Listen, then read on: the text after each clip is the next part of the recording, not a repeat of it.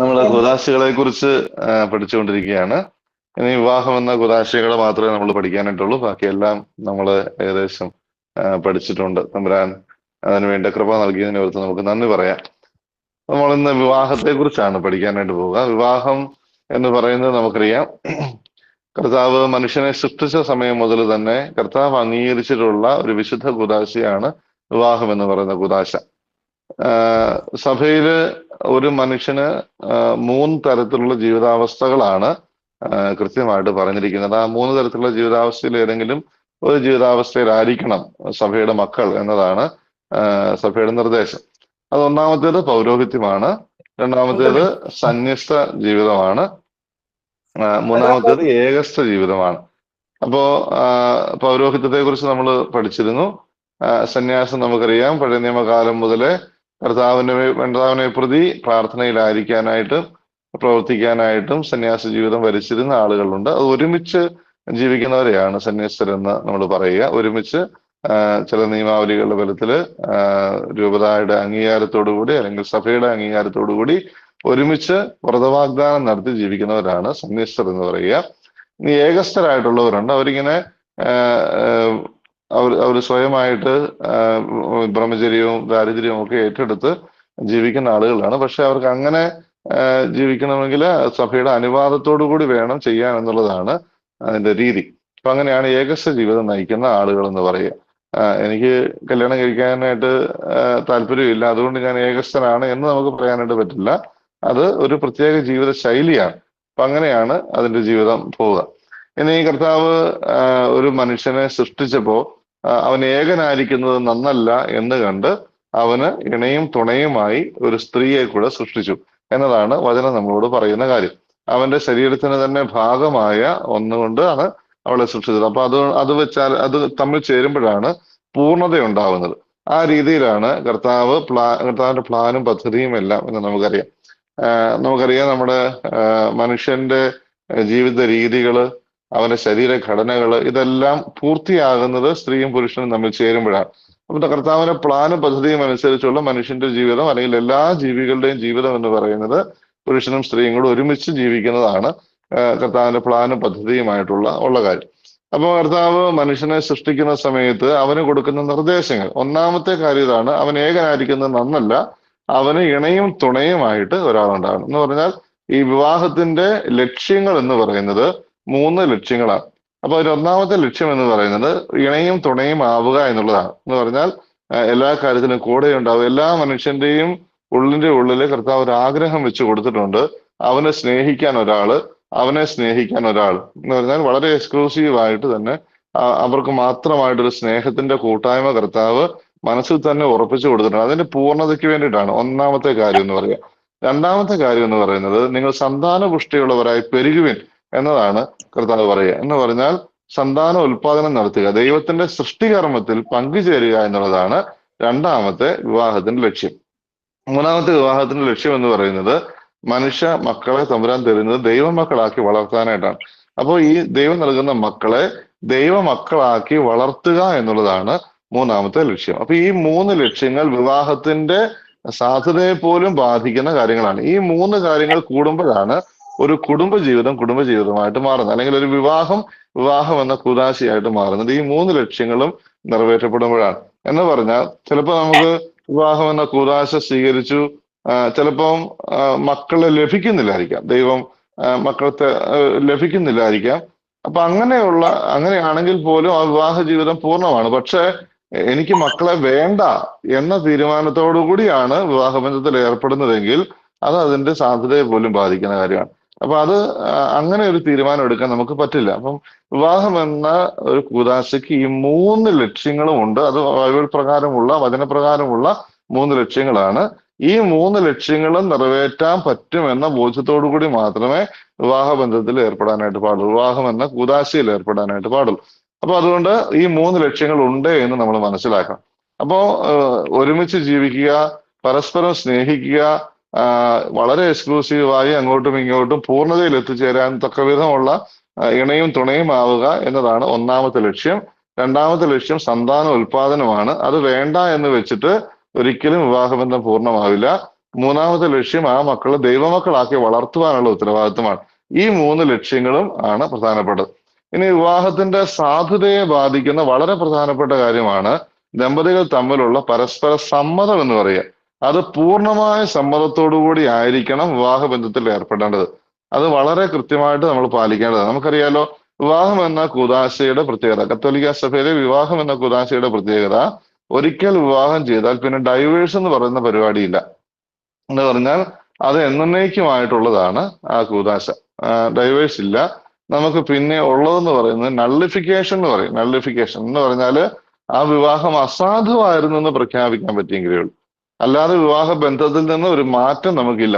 ഒരാളെ വിവാഹം ചെയ്തു കഴിഞ്ഞാൽ മറ്റൊരാളെ വിവാഹം ചെയ്യാനായിട്ട് ഉപേക്ഷിക്കുക, അല്ലെങ്കിൽ ഞങ്ങൾ തമ്മിൽ ചേർന്ന് പോവില്ല, അതുകൊണ്ട് ഞങ്ങൾക്ക് പിരിയണം എന്ന് പറയുക, അങ്ങനത്തെ ഒരു കാര്യം കത്തോലിക്ക സഭയിൽ ഇല്ല. നമ്മൾ ഓർക്കേണ്ടത് നള്ളിഫിക്കേഷൻ എന്ന് പറഞ്ഞാൽ ഇതാണ്: ആ വിവാഹം അസാധുവായിരുന്നു എന്ന് പ്രഖ്യാപിക്കുന്നതാണ് നള്ളിഫിക്കേഷൻ. എന്ന് പറഞ്ഞാൽ ആ വിവാഹത്തിന്റെ സമയത്ത് പൂർണ്ണമായ സമ്മതം കൊടുത്തിരുന്നില്ല, അല്ലെങ്കിൽ മറ്റേ കക്ഷിക്ക് വിവാഹത്തിന്റെ സമയത്ത്, ഓപ്പോസിറ്റ് കക്ഷിക്ക് വിവാഹത്തിന്റെ സമയത്ത് മറ്റ് ബന്ധങ്ങൾ ഉണ്ടായിരുന്നു, അത് മറച്ചു പിടിച്ചിട്ടാണ് വിവാഹം നടന്നത്. പൂർണ്ണമായ സമ്മതത്തോടു കൂടി അല്ലായിരുന്നു ഈ കല്യാണം. അതല്ലെങ്കിൽ മാനസിക രോഗത്തിന് മരുന്ന് കഴിച്ചുകൊണ്ടിരുന്ന ആളാണ്. അപ്പൊ അതുകൊണ്ട് പൂർണ്ണമായ സമ്മതം കൊടുക്കാനായിട്ട് പറ്റുന്ന ഒരു അവസ്ഥയിലല്ലായിരുന്നു. അത് ചതിക്കപ്പെട്ടാണ് അങ്ങനെ വിവാഹം നടത്തിയത്. അതല്ലെങ്കിൽ നിത്യവ്രത വാഗ്ദാനം നടത്തിയ ആളായിരുന്നു, അത് അറിയാതെയാണ് വിവാഹം നടത്തിയത്. അപ്പൊ അല്ലെങ്കിൽ മദ്യപാനത്തിന് അടിമയായിരുന്നു, ആ സമയത്ത് പലരുടെ നിർബന്ധം കൊണ്ട് വിവാഹത്തിന് സമ്മതിച്ചതാണ്. അപ്പൊ അങ്ങനത്തെ ചില കാര്യങ്ങൾ ഉണ്ടെങ്കിൽ അത് വളരെ കൃത്യമായിട്ട് തെളിയിക്കാൻ പറ്റിയെങ്കിൽ മാത്രമേ നള്ളിഫിക്കേഷൻ എന്ന് പറയുള്ളൂ. നള്ളിഫിക്കേഷൻ എന്ന് പറഞ്ഞാൽ ആ വിവാഹം അന്ന് അസാധുവാണ്. കാരണം എന്നാ, സമ്മതം കൊടുക്കാൻ പറ്റിയിട്ടില്ല. യഥാർത്ഥ സമ്മതത്തോടുകൂടിയല്ല ആ വിവാഹം നടന്നത്. അപ്പൊ അതുകൊണ്ടാണ് ആ വിവാഹം അസാധുവായിരുന്നത്. അല്ലാത്ത ഒരു റീസൺ ഒരു കാരണവശാലും ദമ്പതികൾ തമ്മിൽ പിരിയാനായിട്ടില്ല. അപ്പൊ അതുകൊണ്ട് വിവാഹത്തിന് മുമ്പ് നടത്തേണ്ട അന്വേഷണങ്ങളെല്ലാം നടത്തിയിരിക്കണം. അത് വളരെ കൃത്യതയോടുകൂടി പാലിക്കേണ്ടതാണ്. അതുകൊണ്ടാണ് ഈ സഭ പല പ്രാവശ്യം ഈ വിവാഹ അർത്ഥികൾക്ക് അവസരം കൊടുക്കുന്നത്, പൂർണ്ണമായ സമ്മതം ഏറ്റുപറയാൻ, വീണ്ടും വീണ്ടും ചിന്തിക്കാനുള്ള അവസരങ്ങൾ കൊടുക്കുന്നത് അതുകൊണ്ടാണ്. നമ്മൾ പലപ്പോഴും കല്യാണത്തിന് മുമ്പ് മനസ്സമ്മതത്തിനും കല്യാണത്തിനും ഇടയ്ക്ക് 3 ആഴ്ച ഗ്യാപ്പ് ഇടണമെന്ന് സഭ പറയും. ഈ 3 ആഴ്ച വിളിച്ചു കൊല്ലാനുള്ള ഗ്യാപ്പ് കൊടുക്കണമെന്ന് പറയും. അത് വെറുതെ ചെയ്യുന്നതല്ല. ആ 3 ആഴ്ച എന്ന് പറയുന്നത് പരസ്പരം അറിയാനായിട്ടുള്ള അവസരമാണ്, പരസ്പരം അന്വേഷിക്കാനുള്ള അവസരമാണ്. ഇനി നമ്മൾ പള്ളിയിൽ അത് അനൗൺസ് ചെയ്യുന്ന സമയത്ത് ഏതെങ്കിലും തരത്തിലുള്ള ഇംപിഡിമെന്റ്സ് ഉണ്ടോ എന്ന് അറിയാനുള്ള അവസരമാണ്. ആർക്കെങ്കിലും എന്തെങ്കിലും തടസ്സങ്ങൾ പറയാനുണ്ടോ എന്നൊക്കെ അറിയാനുള്ള അവസരമാണ്. പക്ഷെ നമ്മൾ പലപ്പോഴും സമയമില്ല എന്നും പറഞ്ഞ് പെട്ടെന്ന് ഓരോ കാര്യങ്ങളും നടത്തും. അത് കഴിഞ്ഞിട്ട് പിന്നെ ചേരാൻ പറ്റത്തില്ല എന്നും പറഞ്ഞുകൊണ്ടാണ് നമ്മൾ ഓടുന്നത്. അപ്പൊ അങ്ങനത്തെ ഒരു അവസ്ഥ ഉണ്ടാവരുത്. അപ്പൊ അതുകൊണ്ട് സഭ പല പ്രാവശ്യം അവസരം തരും. ഒന്നാമത്തെ അവസരമാണ് സഭ കൃത്യമായ നിർദ്ദേശമാണ്. അതായത് പള്ളിയിലെ വികാരിച്ചന്മാര് വേദപാഠം കേൾക്കണം എന്ന് പറയും. വേദപാഠം കേൾക്കുക എന്ന് പറയുന്നത് കുറെ ക്വസ്റ്റ്യൻസ് ചോദിക്കുന്നതല്ല. അതിലെ വളരെ പ്രധാനപ്പെട്ട കാര്യം എന്ന് പറയുന്നത്, ഇത് പൂർണ്ണമായ സമ്മതത്തോടു കൂടിയാണോ ഈ വിവാഹബന്ധത്തിൽ ഏർപ്പെടുന്നത് എന്ന് കൃത്യമായിട്ട് രഹസ്യമായിട്ട് ചോദിക്കാനായിട്ടാണ്. വേറെ ആരും ഇല്ലാത്ത അവസരത്തില് അത് കൃത്യമായിട്ട് തുറന്നു പറയാനുള്ള അവസരമുണ്ട്. അപ്പൊ ആ സമയത്ത് ആ സ്ത്രീയോ അല്ലെങ്കിൽ പുരുഷനോ പറയുകയാണ്, എനിക്ക് ഇതിൻ്റെ അകത്ത് സമ്മതക്കുറവുണ്ട്, അല്ലെങ്കിൽ ഇന്ന പ്രശ്നമുണ്ട്, പലരും എന്നെ നിർബന്ധിക്കുന്നത് കൊണ്ടാണ് ഞാൻ ഈ വിവാഹബന്ധത്തിൽ ഏർപ്പെടുന്നത് എന്ന് പറഞ്ഞാൽ അവിടെ കൊണ്ട് ഇത് നിർത്തുകയാണ്. പിന്നെ അത് പ്രൊസീഡ് ചെയ്യാൻ പറ്റില്ല. അതുപോലെ തന്നെയുള്ളതാണ് മനസ്സമ്മതത്തിന്റെ സമയത്ത് പബ്ലിക്കായിട്ട് സമ്മതം ഏറ്റു പറയാനുള്ള അവസരം സഭ കൊടുക്കുകയാണ്. അത് അവിടെ സഭയുടെ മുഴുവൻ മുമ്പിൽ വെച്ച് പ്രഖ്യാപിക്കുകയാണ്, ഞങ്ങൾ ഈ വിവാഹബന്ധത്തിൽ പൂർണ്ണമായ സമ്മതത്തോടു കൂടിയാണ് ഏർപ്പെടുന്നതാണ്. വീണ്ടും 3 ആഴ്ച ഗ്യാപ്പ് കൊടുക്കുകയാണ്, വീണ്ടും അന്വേഷിക്കാനായിട്ടുള്ള ഗ്യാപ്പ് കൊടുക്കുകയാണ്. അപ്പൊ ആ ഗ്യാപ്പ് കൊടുക്കുന്ന സമയത്ത് വീണ്ടും ഇത് കഴിഞ്ഞിട്ട് വിവാഹത്തിന്റെ സമയത്ത് മിന്നു കെട്ടുന്നതിന് തൊട്ട് മുമ്പ് വീണ്ടും ചോദിക്കുന്നുണ്ട്, ഇത് പൂർണ്ണമായ സമ്മതത്തോടു കൂടിയാണോ. അവിടെയും എന്തെങ്കിലും അല്ല എന്ന് പറഞ്ഞു കഴിഞ്ഞാൽ അതോടുകൂടി ആ വിവാഹബന്ധം അവിടെ വെച്ച് നിർത്തും. വേറെ ചോദ്യം പറച്ചിലോ ഒന്നുമില്ല. അവരുടെ സമ്മതക്കുറവുണ്ടെങ്കിൽ ആ സെക്കൻഡിൽ അവിടെ വെച്ച് അത് നിർത്തും. അപ്പൊ അതുകൊണ്ട് നമ്മള് വിവാഹം എന്ന് പറയുന്ന കൂദാശ എന്ന് പറയുന്നത് അത്രമാത്രം പ്രാധാന്യത്തോടു കൂടി ചെയ്യുന്ന ഒരു കാര്യമാണ്. അതൊരിക്കലും പിരിയാൻ പാടില്ലാത്ത ഒന്നാണ്. കർത്താവ് തന്നെ നൽകുന്ന വളരെ കൃത്യമായ നിർദ്ദേശമാണ്. ദൈവം യോജിപ്പിച്ചതിനെ മനുഷ്യൻ വേർപെടുത്താതിരിക്കട്ടെ എന്ന് പറഞ്ഞാണ് ഈ ഒരു വിവാഹബന്ധത്തിന്റെ കാര്യം കർത്താവ് കൃത്യമായിട്ട് സ്ഥാപിച്ച് നമ്മുടെ മുമ്പിൽ എടുത്തു കാണിച്ചത്. അത്രമാത്രം പൗത്രീകരിക്കപ്പെട്ട ഒന്നാണെന്നാണ് പറയുക. ഇത് നമുക്ക് ഇതിന്റെയൊക്കെ പ്രത്യേകതകൾ സഭ എടുത്തു കാണിക്കുന്നതാണ്. ഇതിന്റെ ഈ കുദാശയുടെ സമയത്ത് ചെയ്യുന്ന കർമ്മങ്ങളൊക്കെ. ഒരു ഉദാഹരണം പറഞ്ഞു കഴിഞ്ഞാൽ, നമ്മൾ വിവാഹത്തിന്റെ സമയത്ത് ഉപയോഗിക്കുന്ന കർമ്മങ്ങൾ അല്ലെങ്കിൽ വസ്തുവകകൾ എന്ന് പറയുന്നത് നമ്മൾ വളരെ ശ്രദ്ധിക്കേണ്ടത്. നമ്മുടെ നാട്ടില് ഇപ്പൊ കേരളത്തിൽ നമ്മൾ വിവാഹം ചെയ്യുന്ന സമയത്ത് താലി കിട്ടും. താലി. ഈ താലി എന്ന് പറയുന്നത് ശരിക്കും എന്താണെന്ന് നമ്മൾ മനസ്സിലാക്കണം. താലി എന്ന് പറയുന്നത് നമ്മൾ ഈ സാധനങ്ങളെല്ലാം ഈ സാംസ്കാരിക അനുരൂപണത്തിന്റെ ഭാഗമാണ് കേട്ടോ. ഈ നാട്ടിലെ പല കർമ്മങ്ങളും എടുത്ത് നമ്മൾ ക്രിസ്ത്യനൈസ് ചെയ്തിരിക്കുന്നതാണ്. എന്ന് പറഞ്ഞാൽ അതിനെ മാമോദിസ മുക്കി എടുത്തിരിക്കുന്നു പറയേണ്ടി വരും. എന്ന് പറഞ്ഞാൽ നമ്മുടെ തിയോളജി, വിവാഹവുമായിട്ട് ബന്ധപ്പെട്ട തിയോളജികളെല്ലാം ഇവിടെ നടന്നുകൊണ്ടിരുന്ന ഈ സാഹചര്യത്തിലെ കർമ്മങ്ങൾ, അല്ലെങ്കിൽ മറ്റു മതങ്ങളിലുള്ള ഈ സാഹചര്യത്തിൽ ഈ നമ്മുടെ ഈ നാട്ടിൽ നിലവിലുണ്ടായിരുന്ന മറ്റു മതത്തിലുണ്ടായിരുന്ന കർമ്മങ്ങളൊക്കെ എടുത്ത് അതിനെ ക്രിസ്ത്യനൈസ് ചെയ്തെടുക്കുന്നതാണ്, തിയോളജി കൊടുത്തെടുത്തിരിക്കുന്നതാണ് ഇതെല്ലാം. ഇപ്പം നമ്മുടെ താലി, ലോകത്തിൽ എല്ലായിടത്തും താലി കിട്ടുന്ന പരിപാടിയില്ല, പക്ഷെ നമ്മുടെ ഈ നാട്ടിൽ താലി കിട്ടുന്ന പരിപാടിയുണ്ട്. ഈ താലിയുടെ പ്രത്യേകത എന്താണെന്ന് അറിയാം. ഈ താലി എന്ന് പറയുന്നത് 7 മുത്തുമണികൾ, 7 മുത്തുകൾ കൊണ്ടുണ്ടാക്കിയ ഒരു കുരിശ്, അതാണ് താലി. അപ്പൊ അത് വെക്കാനുള്ള ഒരു പ്ലാറ്റ്ഫോം മാത്രമാണ് താഴത്തെ ആ ഒരു ഭാഗം എന്ന് പറയാ. നമ്മൾ പലപ്പോഴും ആ താഴത്തെ ഭാഗത്താണ് പ്രത്യേകത കൊടുക്കുന്നത്. അതല്ല, ഈ മുത്ത് കൊണ്ടുണ്ടാക്കിയത്, കമ്പി ഇങ്ങനെ വെച്ചേക്കല്ല, 7 മുത്തുകൾ കൊണ്ടുണ്ടാക്കിയ കുരിശ്, ആ കുരിശാണ് താലി എന്ന് പറയുന്നത്. ഈ മുത്തായതുകൊണ്ട് അത് വെക്കാൻ ഒരു പ്ലാറ്റ്ഫോം വേണം, അതാണ് ബാക്കിയുള്ള ഭാഗം എന്ന് പറയാം. അപ്പൊ ഈ 7 മുത്തുമണികൾ കൊണ്ടുണ്ടാക്കിയ കുരിശ് എന്ന് പറയുന്ന ഒരു അർത്ഥമുണ്ട്. 7 എന്ന് പറയുന്നത് ബൈബിളില് പൂർണ്ണതയെ സൂചിപ്പിക്കുന്ന അക്കമാണ്. അപ്പോ 7 മുത്തുകൾ കൊണ്ടുണ്ടാക്കിയ കുരിശ് എന്ന് പറയുന്നത് പൂർണ്ണമായ കുരിശ് എന്നാണ് അർത്ഥം, പരിപൂർണമായ കുരിശ് എന്നാണ് അർത്ഥം. അപ്പൊ ഈ പരിപൂർണമായ കുരിശ്, നിങ്ങൾ ശ്രദ്ധിക്കേണ്ട ഒരു കാര്യം ഇതാണ്. 7 മുത്തുകൾ കൊണ്ടുണ്ടാക്കിയ കുരിശ് 7 ചരടിൽ, അത് ആ ചരടിന്റെ പ്രത്യേകത, മന്ത്രകോടിയിൽ നിന്ന് 6 നൂലും ഒരു വെള്ള നൂലും, അത്രയും നൂലുകൾ ചേർത്ത്, അങ്ങനെയാണ് 7 നൂല്. മന്ത്രകോടിയിൽ നിന്ന് 6 നൂലും ഒരു വെള്ള നൂലും കൂടെ ചേർത്ത് പിരിച്ച് അത് ഒന്നാക്കി ആ നൂല് കൊണ്ട് കെട്ടുകയാണ് ചെയ്യുന്നത്. അപ്പൊ ഇതിനെല്ലാം അർത്ഥമുണ്ട്. അതായത് കുരിശ് എന്ന് പറയുന്നത്, ഈ മുത്തുകൾ കൊണ്ടുണ്ടാക്കിയ കുരിശ് എന്ന് പറഞ്ഞാൽ പൂർണ്ണമായ കുരിശ് എന്നാണ്. ഭർത്താവ് ഭാര്യയുടെ കഴുത്തിൽ അത് കെട്ടിമുറുക്കുകയാണ് ചെയ്യുന്നത്. കെട്ടിമുറുക്കുക. നമ്മൾ ഇത് പണ്ടത്തെ കാര്യമാണോ ചരട് കോർക്കുന്നത്? ഇപ്പൊ ആരും ചരട് ഇട്ടുകൊണ്ട് നടക്കത്തില്ലല്ലോ എന്ന് പറഞ്ഞ് മാലയെ കുറിച്ച് താലി കെട്ടാറില്ല. അത് ഇപ്പോഴും കെട്ടുകയാണ് ചെയ്യുന്നത്. ആ കെട്ടുന്നതിന്റെ പ്രത്യേകതയാണ്. 7 ചരട് എന്ന് പറയുന്നത്, 6 എന്ന് പറയുന്നത് അപൂർണതയുടെ അക്കമാണ്. ആ അപൂർണതയോടുകൂടെ വെള്ള ചരട്, അതായത് ഈശോയും കൂടെ ചേർന്ന് കഴിയുമ്പോൾ അത് പൂർണ്ണമായ എന്നാണ് അതിന്റെ അർത്ഥം, പൂർണ്ണമാവുകയാണ്. അപ്പൊ 7 മുത്തുകണികൾ കൊണ്ടുണ്ടാക്കിയ പൂർണ്ണ കുരിശ് 7 ചരട് കൊണ്ട്, ഈശോയോട് ചേർത്ത് വെച്ച 7 ചരട് കൊണ്ട് കെട്ടിമുറുക്കുകയാണ്. ഒരു സാധനം കെട്ടിമുറുക്കുക എന്ന് പറഞ്ഞാൽ അതിന്റെ അർത്ഥം അവിടെ നിന്ന് എടുത്തുകൊണ്ട് പോകാൻ പോകുന്നതാണ്. അപ്പൊ ഭാര്യയുടെ കഴുത്തിൽ കെട്ടുന്നത്, നിന്റെ മുഴുവൻ കുരിശുകളും ഞാൻ ഇതാ ഏറ്റെടുക്കുകയാണ് എന്നുള്ളതാണ്.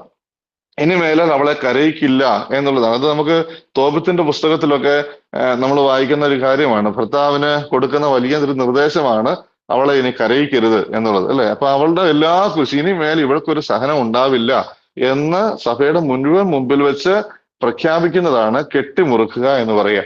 ഇനി ഭാര്യ ഒരു കാരണവശാലും നെഞ്ചിൽ നിന്ന് പറിക്കാത്ത ഒരു സാധനമാണ് ഈ താലി എന്ന് പറയുന്നത്. ഇപ്പൊ പലരും അത് മാറ്റിവെച്ച് സാരിക്ക് ചേരുന്ന മാലയൊക്കെ ഫിറ്റ് ചെയ്ത് നടക്കുന്നുണ്ട്. പക്ഷെ നമുക്കറിയാം, നമ്മുടെ ഒരു പാരമ്പര്യം അനുസരിച്ച് ഒരിക്കലും ഭാര്യ ഊരിപ്പോലും വെക്കാത്ത ഒരു സാധനമാണ് ഈ താലി എന്ന് പറയുന്നത്. അതിന്റെ അർത്ഥം എന്നാണെന്നറിയാമോ? ഈ ഭർത്താവിന്റെ മുഴുവൻ സഹനങ്ങളെയും ഞാൻ ഏറ്റെടുക്കുകയാണ്. പരസ്പരം സഹനങ്ങളെ ഏറ്റെടുക്കുന്നത്, പരസ്പരം ഒരുമിച്ച് സഹനങ്ങളെ, കുരിശുകളെ താങ്ങുവാനുള്ള തീരുമാനമെടുക്കലാണ് ഈ താലി കെട്ടുക, ആ താലി നെഞ്ചിൽ എപ്പോഴും സൂക്ഷിക്കുക എന്ന് പറയുന്നത്. അപ്പൊ ഇതൊരു ഓർമ്മപ്പെടുത്തലാണ്. ഇത് കാണുമ്പോൾ എപ്പോഴും ഓർമ്മപ്പെടുത്തണം, ഇവളുടെ സഹനങ്ങളെ മുഴുവൻ ഞാൻ ഏറ്റെടുത്തതാണ്, ഇനി ഇവള് കരയാൻ പാടില്ല. അപ്പൊ ഇത് നെഞ്ചിൽ കിടക്കുമ്പോൾ ഭാര്യ ഓർക്കണം, ഇത് ഭർത്താവിന്റെ സഹനങ്ങളെ മുഴുവൻ എന്റെ നെഞ്ചിൽ ഞാൻ ചേർത്ത് വെച്ചിരിക്കുന്നതാണ്, ഞാനത് ഏറ്റെടുത്തതാണ് സഭയുടെ മുന്നിൽ വെച്ച് എന്ന വാഗ്ദാനം കൊടുത്തതാണ് എന്ന് ഓർക്കാനാണ് അത് എപ്പോഴും കൃത്യമായിട്ട് സൂക്ഷിക്കുക. ഇനി ഈ താലിയുടെ പ്രത്യേകം നമുക്കറിയാം. ഈ താലി വളരെ പരിശുദ്ധമായിട്ട് സൂക്ഷിച്ചുകൊണ്ടിരുന്ന ഒന്നാണ്. ഒരു സ്ത്രീ മരിച്ചു കഴിഞ്ഞാൽ നമുക്കറിയാലോ, ആ താലി ബാക്കി എല്ലാ സ്വർണവും വീതിച്ചു കൊടുക്കും. പക്ഷെ ഈ താലി ഒരിക്കലും വീതിച്ചു കൊടുക്കില്ല.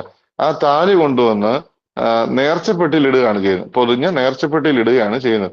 ആ നേർച്ചപ്പെട്ടിയിൽ ഇടുന്നത്, സമർപ്പിക്കുന്നതാണ്. നമുക്കറിയാലോ, ഈ താലി എന്ന് പറയുന്ന സ്വർണ്ണ വസ്തു അത് കൃത്യമായ നിർദ്ദേശമുള്ളതാണ്. അത് എന്തെല്ലാം സംഭവിച്ചാലും അത് വിൽക്കാൻ പാടില്ല. അത് വിൽക്കില്ല. എന്ന് പറഞ്ഞാൽ പള്ളിയിൽ കിട്ടിയിരിക്കുന്ന താലി മാത്രം, പലരുടെ താലികൾ കാണും, ഇതെല്ലാം കൂടെ കൂട്ടി വിറ്റിട്ട് കടം തീർത്തേക്കാം എന്ന് പറഞ്ഞ് ഒരിക്കലും ചെയ്യാൻ പറ്റുകയില്ല. ഈ താലി ഉപയോഗിക്കുന്നത് കുർബാനയ്ക്ക് ഉപയോഗിക്കുന്ന കാസായും പീലാസായും പൂശാൻ വേണ്ടി മാത്രം, സ്വർണം പൂശാൻ വേണ്ടി മാത്രം. എന്ന് പറഞ്ഞാൽ ആ സ്വർണം വേറെ ആരുടെയും ശരീരത്തിൽ ഒരു ഒരു ഒരു മറ്റൊരു ആഭരണമായി പോലും പ്രവേശിക്കാൻ പാടില്ല. അത്രയ്ക്ക് പരിശുദ്ധിയോടുകൂടി വിവാഹബന്ധത്തെ സൂക്ഷിക്കണം എന്നുള്ളത് കൊണ്ടാണ് ആ താലി നേർച്ചപ്പെട്ടിയിലിടുന്ന ഒരു പാരമ്പര്യം നമുക്കുള്ളത്. ഇനി നമുക്ക് മറ്റൊരു പ്രധാനപ്പെട്ട ചടങ്ങാണ് മോതിരം ഇടുക എന്ന് പറയും. ഈ മോതിരം ഇടുന്നത് നമുക്കറിയാം, ഈ പണ്ട് കാലത്ത് രാജാക്കന്മാരൊക്കെ മുദ്ര വെക്കുന്നത് മോതിരം കൊണ്ടാണ്. നമുക്ക് ഈ മോതിരത്തിന് ഒരു പ്രത്യേകതയുണ്ട്. ഭാര്യയുടെ പേര് ഭർത്താവിന്റെ കയ്യിലിടുന്ന മോതിരത്തിലും ഭർത്താവിന്റെ പേര് ഭാര്യയുടെ കയ്യിലിടുന്ന മോതിരത്തിലും ആലേഖനം ചെയ്യപ്പെട്ടിരിക്കും. എന്ന് പറഞ്ഞാൽ ഒരു മുദ്ര വയ്ക്കലാണ്. ഇന്നു മുതൽ ഭർത്താവിന്റെ ശരീരത്തിന്റെ മേൽ ഭർത്താവിനല്ല ഭാര്യയ്ക്കാണ് അവകാശം, ഭാര്യയുടെ ശരീരത്തിന്റെ മേൽ ഭാര്യയ്ക്കല്ല ഭർത്താവിനാണ് അവകാശം. ഈ വചനം എടുത്ത് എപ്പോഴും ഓർമ്മിപ്പിക്കാനായിട്ടാണ് ഈ മോതിരം കയ്യിലിടുന്നത്. അപ്പൊ നമ്മൾ ഓർത്തിരിക്കേണ്ട ഒരു കാര്യം ഇതാണ്: നമുക്ക് എന്തെല്ലാം ദാരിദ്ര്യം വന്നാലും ഈ പേരെഴുതിയ മുദ്ര വയ്ക്കപ്പെട്ട മോതിരം നഷ്ടപ്പെടുത്താൻ പാടില്ല. അത് ഈ അന്ന് വിവാഹത്തിൽ നമുക്ക് ലഭിച്ചിട്ടുള്ള ഇങ്ങനത്തെ അടയാളങ്ങളൊന്നും നമ്മൾ നഷ്ടപ്പെടുത്തി കളയരുത്. അത് നമ്മളൊരു ശ്രദ്ധ വെച്ച് സൂക്ഷിക്കേണ്ട ഒരു കാര്യമാണ്. അപ്പൊ അതുകൊണ്ട് ഇത് പരസ്പരം അവകാശം എഴുതി കൊടുത്തതിന്റെ അടയാളമാണ് ഈ മോതിരം എന്ന് പറയുക. ഇനി മന്ത്രകോടി ഉണ്ട്. മന്ത്രകോടി, ഈ മന്ത്രകോടി എന്ന് പറയുന്നത് ഭർത്താവ് ഭാര്യയുടെ ശിരസിലാണ് അണിയിക്കുന്നത്. നമ്മൾ ഈ നാട്ടിലുണ്ടായിരുന്ന പുടവ കൊടുക്കൽ എന്ന് പറയുന്ന ഒരു ചടങ്ങുണ്ട്.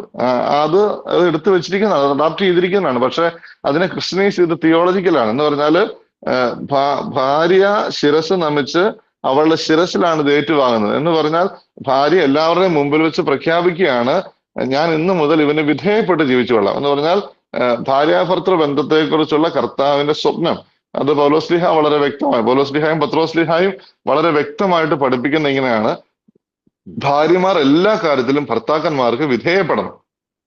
എല്ലാ കാര്യത്തിലും ഭർത്താക്കന്മാർക്ക് വിധേയപ്പെടണം. അതുപോലെ തന്നെ ഭർത്താവിന് കൊടുക്കുന്ന നിർദ്ദേശം ഇതാണ്: നിന്റെ ജീവനേക്കാൾ കൂടുതൽ നീ ഭാര്യയെ സ്നേഹിക്കണം. കർത്താവ് സഭയെ സ്നേഹിച്ചതുപോലെ നീ നിന്റെ ഭാര്യയെ സ്നേഹിക്കണം. അത് എങ്ങനെയാണെന്നും കൂടെ വിശദീകരിക്കുന്നുണ്ട്. അവളെ കറയോ ചുളിവോ ഇല്ലാതെ തനിക്ക് തന്നെ പ്രതിഷ്ഠിക്കാൻ വേണ്ടി അവൻ സ്വന്തം ശരീരം മുഴുവൻ മുറിവേറ്റതുപോലെ ഭർത്താവ് ഭാര്യയെ സ്നേഹിക്കണം. ഈ തിയോളജി കാണിക്കുന്നതാണ് ഈ മന്ത്രകോടി എടുത്ത് തലയിലിടുന്നത്. തലയിലിടുമ്പോൾ ഈ ഭാര്യ പ്രഖ്യാപിക്കുകയാണ്, ഇന്നു മുതൽ ഞാൻ ഇവന് വിധേയപ്പെട്ട് ജീവിച്ചുകൊള്ളാം. ഭർത്താവ് ഭാര്യയുടെ ശിരസിന് മുകളിലേക്കാണ് ഇതിടുന്നത്. അത് പറയുന്നത്, ഇന്നു മുതൽ ഞാൻ നിന്നെ സംരക്ഷിച്ചു കൊള്ളാം എന്നതാണ് സഭയുടെ മുമ്പിൽ വെച്ച്. ഇനി നിനക്കൊരു കുറവുണ്ടാകാതെ ഞാൻ നോക്കിക്കൊള്ളാം എന്ന് പറയുന്നതാണ്. ഇത് നിന്നെ ഏറ്റവും കൂടുതൽ ഞാൻ സ്നേഹിച്ചോളാം, ഏറ്റവും കൂടുതൽ കരുതിക്കൊള്ളാം, എന്റെ ജീവനേക്കാൾ കൂടുതൽ നിന്നെ സ്നേഹിച്ചോളാം എന്ന വാഗ്ദാനം കൊടുക്കലാണ് മന്ത്രകോടി എടുത്ത് തലയിലേക്ക് ഇടുന്നത്. അപ്പൊ ഇങ്ങനത്തെ ഒത്തിരി അർത്ഥങ്ങൾ വെച്ചുകൊണ്ടാണ് ഓരോ ചടങ്ങുകളും ഉള്ളത്.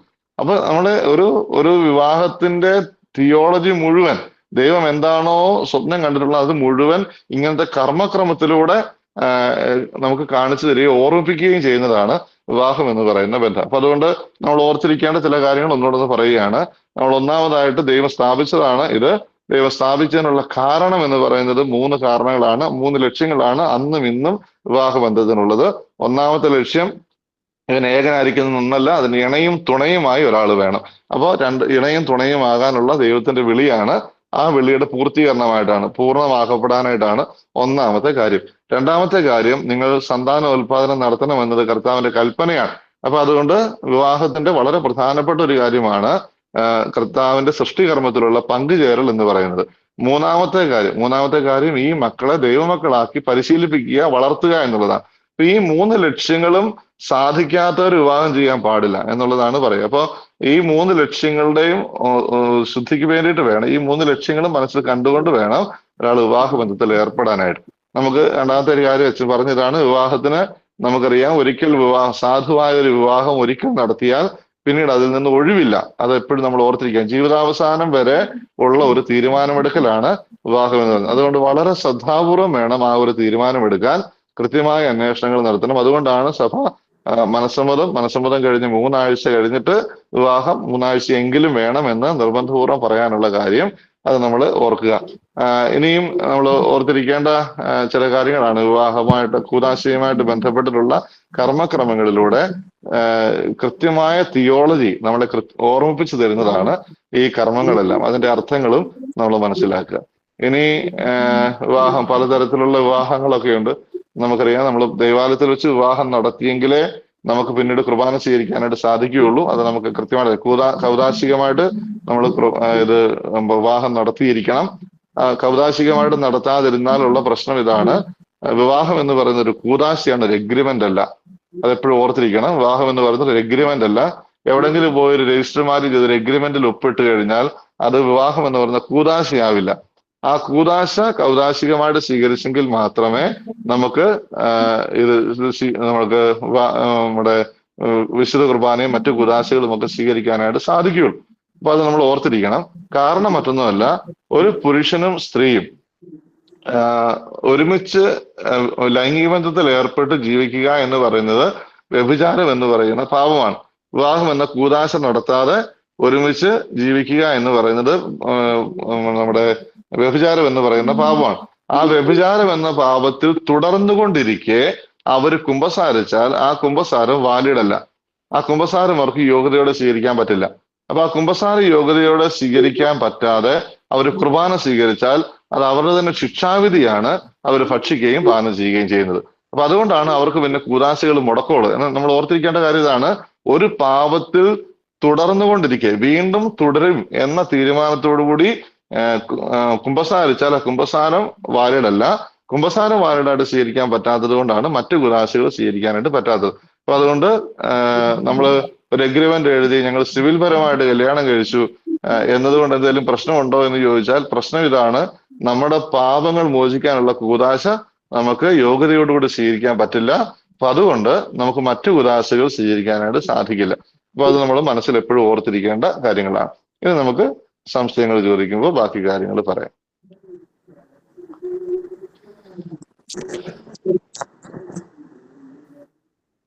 ചോദിക്കാമോ?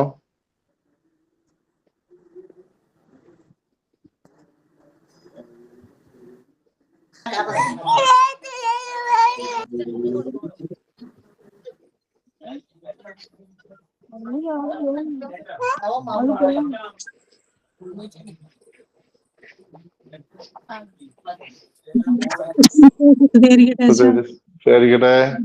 അക്രൈസ്തവരുമായുള്ള വിവാഹം ചില നിബന്ധനകളോട് കൂടെ സഭ ഇപ്പൊ അംഗീകരിക്കുന്നുണ്ടോ? അതായത് നമ്മള് സഭ അംഗീകരിക്കുന്നുണ്ട് എന്ന് നമ്മൾ ഒരിക്കലും വിചാരിക്കരുത്. അക്രൈസ്തവരുമായിട്ടുള്ള ആരുടെ ഒരാളുടെ ഓണാണ്. ജോമ, ഒന്ന് ഓഫ് ആക്കാവോ? Mic off ആക്കാവോ?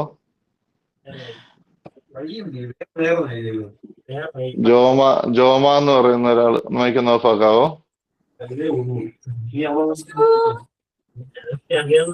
കേൾക്കുന്നില്ലേ അത്? ഓക്കെ. അക്രൈസ്തവരുമായിട്ടുള്ള വിവാഹം സഭ അംഗീകരിക്കുന്നുണ്ടോ എന്ന് ചോദിച്ചാലേ, വളരെ എക്സ്ട്രീം കേസിൽ നമ്മൾ ശ്രദ്ധിക്കേണ്ട ഒരു കാര്യം ഇതാണ്. വളരെ എക്സ്ട്രീം കേസിൽ കത്തോലിക്ക വിശ്വാസം നഷ്ടപ്പെടുത്തി കൂദാശകൾ കത്തോലിക്ക വിശ്വാസം നഷ്ടപ്പെട്ട അല്ലെങ്കിൽ കൂദാശകൾ സ്വീകരിക്കാനുള്ള അയോഗ്യത ഒഴിവാക്കാൻ വേണ്ടിയിട്ട് അവർ ഒത്തിരി ആഗ്രഹിക്കുന്നുണ്ട് കൂദാശ സ്വീകരിക്കണമെന്ന്. പക്ഷെ ചില അബദ്ധങ്ങളിൽ പെട്ടുപോയി. അപ്പൊ അങ്ങനത്തെ ചില അവസ്ഥകൾ വരുമ്പോ അവരുടെ കൂദാശ സ്വീകരണം നഷ്ടപ്പെടുത്താതിരിക്കാൻ, അവരുടെ നിത്യജീവൻ നഷ്ടപ്പെടുത്താതിരിക്കാൻ വേണ്ടി സഭ കൊടുക്കുന്ന ഒരു ഇളവ് മാത്രമാണ് അക്രൈസ്തവരുമായിട്ട് വിവാഹബന്ധത്തിൽ ഏർപ്പെടാനുള്ള അനുവാദം എന്ന് പറയും. എന്ന് പറഞ്ഞാൽ ചിലപ്പോ ഒരു ഒരു സ്നേഹബന്ധത്തിൽ പെട്ടുപോയി അല്ലെങ്കിൽ ഏതെങ്കിലും തരത്തിൽ ഗർഭിണിയായി പോയി. അപ്പൊ അങ്ങനത്തെ അവസരത്തിൽ ആ ഒരു ബന്ധം മാറ്റാനായിട്ട് പറ്റില്ല. അങ്ങനത്തെ ഒരു എക്സ്ട്രീം കേസ് വരുമ്പോ സഭ ചിലപ്പോ ഒരു അനുവാദം കൊടുക്കും. ആ അനുവാദം എന്ന് പറയുന്നത് ഇങ്ങനെയാണ്: ഇവളുടെ കത്തോലിക്ക വിശ്വാസം തടസ്സപ്പെടുത്തില്ല, ഉണ്ടാകുന്ന മക്കളെ കത്തോലിക്ക വിശ്വാസത്തിൽ വളർത്തിക്കൊള്ളാമെന്ന് രണ്ട് കക്ഷികളും സമ്മതം എഴുതി കൊടുത്ത് പറയുന്നതിന്റെ പ്രകാരം നമ്മള് പള്ളിയിൽ വെച്ച് വിവാഹബന്ധം നടത്താനായിട്ട് പറയും. അപ്പൊ ആ കൂദാശയ്ക്ക് പ്രത്യേക കർമ്മക്രമമാണ്. അതിന് കുർബാന അർപ്പിക്കാൻ പാടില്ല എന്നൊക്കെയുള്ള നിർദ്ദേശങ്ങൾ കൃത്യമായിട്ടുണ്ട്. അതുപോലെ തന്നെ ആ വിവാഹം നടത്തുമ്പോൾ വേറൊരു മതത്തിന്റെ ആചാരപ്രകാരം നടത്താൻ പാടില്ല.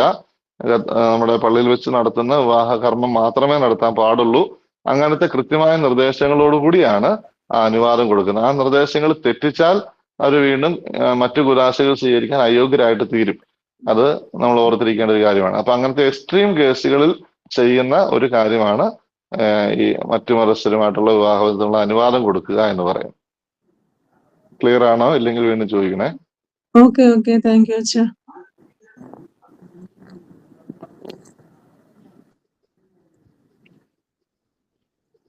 വേറെന്തെങ്കിലും സംശയം ഉണ്ടോ?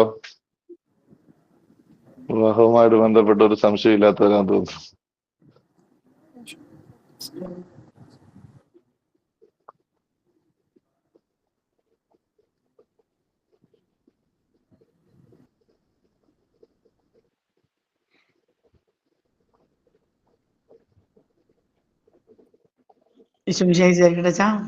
കുഴപ്പമില്ലായിരിക്കട്ടെ.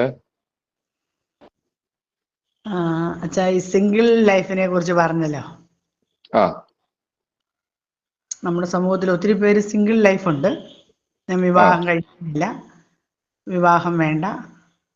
പക്ഷെ അവരൊരു അച്ഛൻ പറഞ്ഞതുപോലെ ഒരു ഇതിന്റെ ഭാഗമായിട്ട്, ഒരു നിയമത്തിന്റെ ഭാഗമായിട്ട്, സഭയുടെ ഭാഗമായിട്ട് ചേർന്ന് ജീവിക്കാൻ ആഗ്രഹിക്കുന്നില്ല.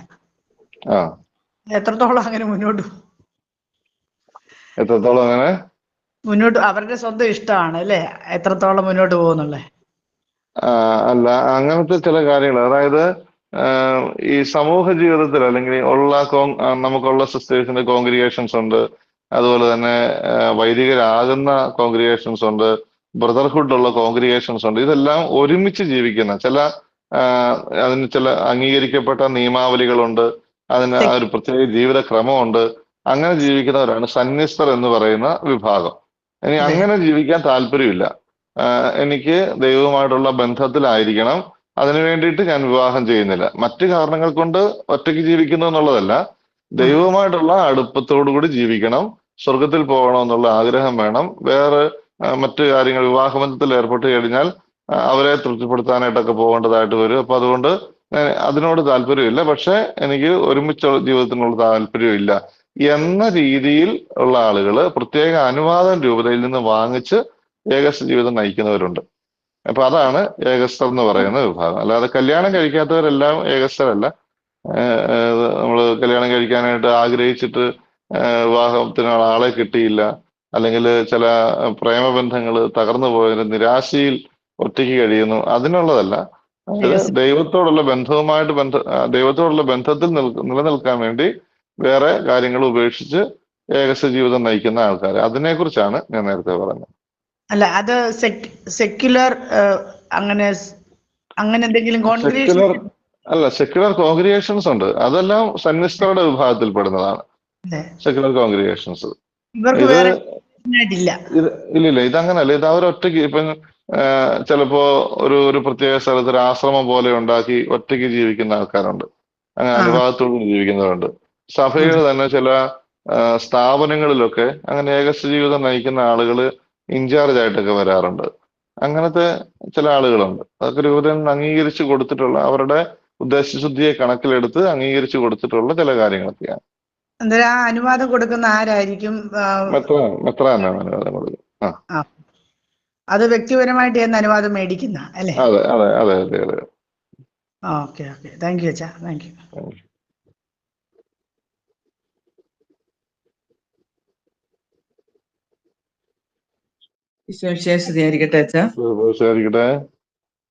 അച്ഛാ, വിവാഹം സ്വർഗത്തിൽ നടക്കുന്നു.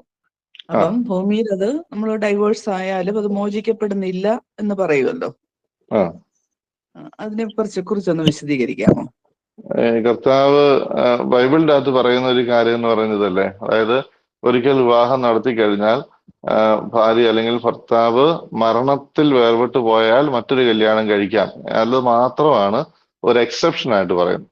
അല്ലാത്തതെല്ലാം വ്യഭിചാരം ചെയ്യുന്നു എന്നാണ് പറയുക. മറ്റൊരാളെ അങ്ങനെ വിവാഹം ചെയ്താൽ അത് വ്യഭിചാരം ചെയ്യുന്നു എന്നത് തന്നെയാണ് വചനത്തിന്റെ അകത്ത് പറയുന്ന കാര്യം. അപ്പൊ അതുകൊണ്ടാണ് നമ്മൾ പറയുന്നത്, വിവാഹം ഒരിക്കൽ സാധുവായി നടന്നു കഴിഞ്ഞാൽ പിന്നെ യാതൊരു കാരണവശാലും അതിൽ നിന്നൊരു മാറ്റം ഉണ്ടാകുന്നില്ല എന്നുള്ളത്. നമുക്കറിയാം, ഈ വിവാഹം എന്ന കൂദാശ എന്ന് പറയുന്നത് തന്നെ സ്വർഗത്തിന്റെ അംഗീകാരം ലഭിക്കുന്നു എന്നുള്ളതാണ്. ആ വിവാഹത്തിന് സ്വർഗത്തിന്റെ അംഗീകാരം ലഭിക്കുന്നു എന്നുള്ളതാണ്. അപ്പൊ അത് ഈ സ്വർഗത്തിന്റെ അംഗീകാരം ലഭിക്കുമ്പോഴും സ്വർഗത്തിന്റെ അനുഗ്രഹം മുഴുവൻ ലഭിക്കണമെങ്കിൽ അതിനുള്ള യോഗ്യതയോടുകൂടി വേണം വിവാഹം ചെയ്യാൻ. അതെപ്പോഴും ശ്രദ്ധിക്കേണ്ട ഒരു കാര്യമാണ്. അതുകൊണ്ടാണ് നമ്മൾ ഈ കെട്ടുകുമ്പസാരം എന്ന് പറയുന്ന ഒരു കാര്യം നിർബന്ധമായിട്ടും നമ്മുടെയൊക്കെ പൂർവികർ ചെയ്തുകൊണ്ടിരുന്നത്. കെട്ടുകുമ്പസാരം എന്ന് പറയും. അതായത് വിവാഹത്തിന്റെ അന്ന് രാവിലെയോ തലേദിവസം വൈകിട്ടോ അതിനപ്പുറത്തോട്ട് പോവില്ല.